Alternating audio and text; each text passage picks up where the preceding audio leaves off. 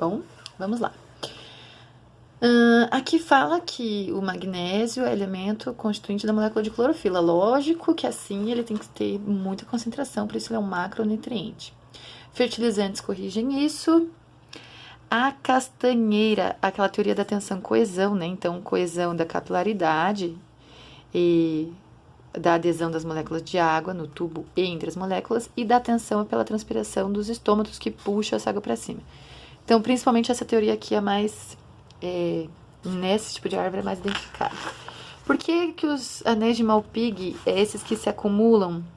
Então, a seiva orgânica acumulou aqui em cima, ó. Então, esse inchaço acontece porque o floema foi cortado, então não passa mais a substância orgânica. Ele descende, né? Por quê? Porque a gente vê que ele acumula em cima. E quais as consequências? A planta morre porque não vai essas substâncias para a raiz.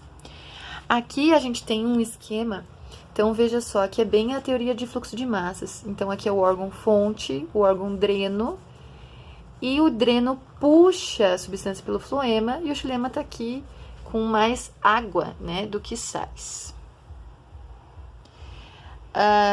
Por que não entra em equilíbrio? Porque sempre as folhas vão precisar de mais açúcar e o dreno vai usar mais açúcar, então nunca vai ficar num X. Aqui o macroelemento eu posso falar que é o nitrogênio e como microelemento eu posso falar que é o cobre. O fluxo de seiva bruta está diretamente relacionado à abertura dos estômatos. O aumento do fluxo de seiva bruta, o aumento. Os estômatos têm que estar abertos, né? E por que eu tenho que ter pouco CO2 na folha? Porque aí eu tenho menor taxa de fotossíntese, então eu preciso de mais água para que mais fotossíntese ocorra. Então, estes vão associar o aumento dos estômatos abertos. Aí, nós temos aqui que não é exercício, que não é exercício, que não é exercício. E aqui? Essa folha aqui, esse tipo de planta, é uma planta que eu chamo de heliófila. Desculpa, é uma planta que eu chamo de umbrófila. Ela precisa de pouca luminosidade. O ponto de compensação dela, fótico, é baixo. Então, ela é uma planta de dia longo. Eu preciso ter luz, mas numa baixa luminosidade. Diferente desta aqui, ó. Então, ela é uma espécie de dia curto, por isso que ela floresce ali apenas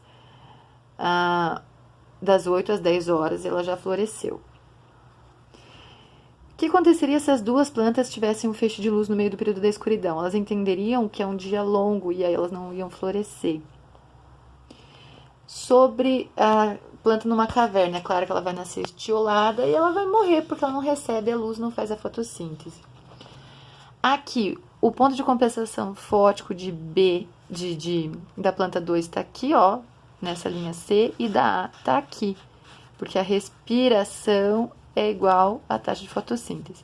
Então, elas têm um ponto acima, né? O ponto de consumo é sempre acima. Elas sempre vão produzir mais do que consumir na respiração. Como essa é maior, eu chamo essa de oleófila. Eu chamo a planta 2 de umbrófila, porque tem um ponto de compensação um pouco menor. Na 12, veja, eu tenho fotossíntese em qualquer momento, em qualquer dessas faixas.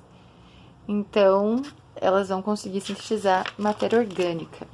Viu? Bem resumidinho aí, né? Vocês não vão escrever do jeito que eu escrevi ali, pelo amor de Deus. Aí, aqui nós temos que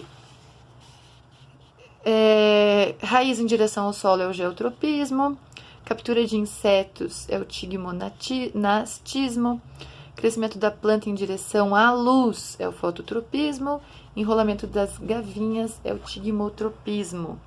Aqui, por que cresce voltado para cá? Por causa das auxinas, né? Que eles cortaram, colocaram nesse bloco com agar-agar, colocaram aqui as gemas apicais, então a divisão continua aqui e faz com que direcione esse curvamento.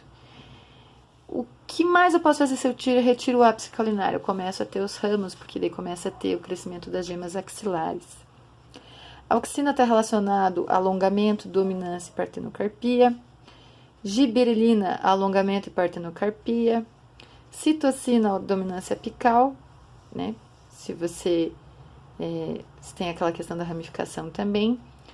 Ácido abscísico, amadurecimento do fruto, e etileno, abscisão foliar e também amadurecimento. Aqui um professor colocou fixou na verdade, né, uma plântula na posição normal, convencional, e a outra com a raiz voltada para cima.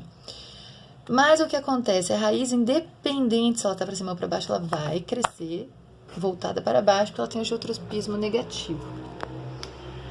Aqui, a produção de hormônios. Aí o que aconteceu? O experimento. A planta cresceu na direção horizontal.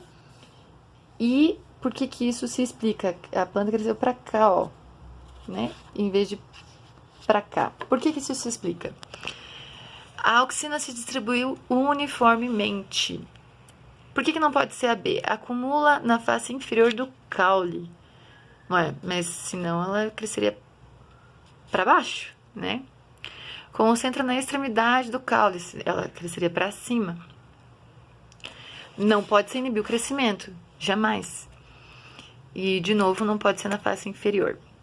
Na 18.